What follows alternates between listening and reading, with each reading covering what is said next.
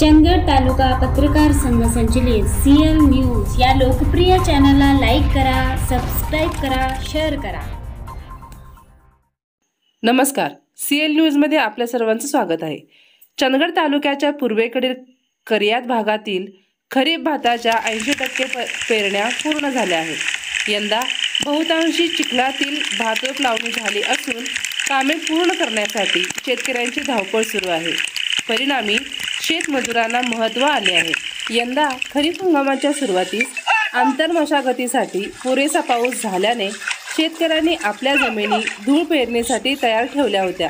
तथापि मृग नक्षत्रातील पाऊस अचानक संततधार सुरू झाल्याने शेतकऱ्यांना पेरणीची संधी मिळाली नाही।